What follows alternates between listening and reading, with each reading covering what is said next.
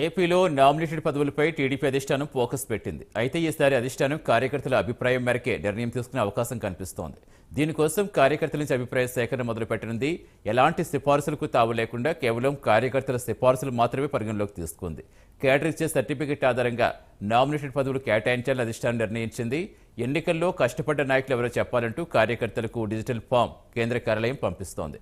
అయితే మరోవైపు తమనే సిఫారసు చేయాలని టీడీపీ నేతలు సైతం ప్రచారం మొదలుపెట్టినట్టుగా తెలుస్తోంది.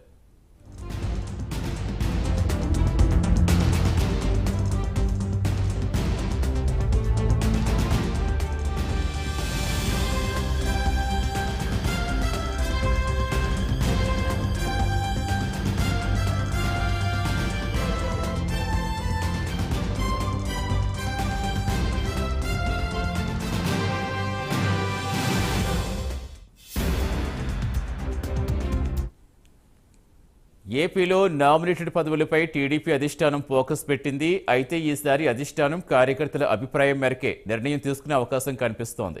ఇందుకోసం కార్యకర్తల నుంచి అభిప్రాయ సేకరణ మొదలుపెట్టనుంది. ఎలాంటి సిఫార్సులకు తావు లేకుండా కేవలం కార్యకర్తల సిఫార్సులు మాత్రమే పరిగణలోకి తీసుకునుంది. కేడర్ ఇచ్చే సర్టిఫికెట్ ఆధారంగా నామినేటెడ్ పదవులు కేటాయించాలని అధిష్టానం నిర్ణయించింది.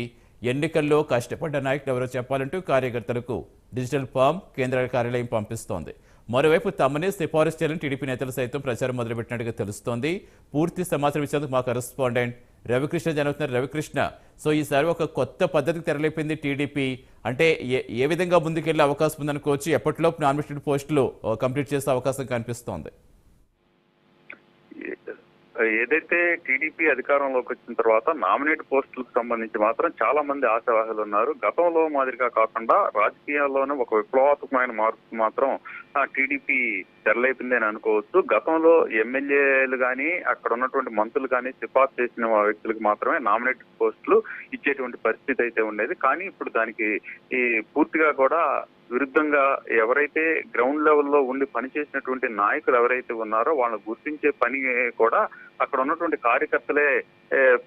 కార్యకర్తలే ఆ పనిని అప్పగించిన పరిస్థితి కనపడుతుంది. కార్యకర్తలు ఎవరికైతే సిఫార్సు చేస్తారో వాళ్ళకి మాత్రమే నామినేటెడ్ పోస్టులు ఇచ్చే దిశగా కూడా ప్రజెంట్ అయితే పావులు కదుపుతున్నారు. ఈ నేపథ్యంలోనే కేంద్ర కార్యాలయం నుంచి ఎవరైతే కార్యకర్తలు ఉన్నారో కార్యకర్తలందరూ కూడా డిజిటల్ ఫామ్ ని అయితే పంపిస్తున్నారు. తమకు ఎన్నికల్లో ఎవరు పనిచేశారు, ఎవరైతే పార్టీ కోసం అహర్నిశాలు కష్టపడ్డారు అనే వ్యక్తులని సూచించాలి అని చెప్పి ఆ డిజిటల్ ఫామ్ లో చెప్పడం జరిగింది. డిజిటల్ ఫామ్ లో వచ్చినటువంటి కార్యకర్తలు ఇచ్చినటువంటి ఎవరైతే అభ్యర్థులు ఉంటారో వాళ్ళకి మాత్రమే నామినేటెడ్ పోస్టులు ఇస్తామని చెప్పి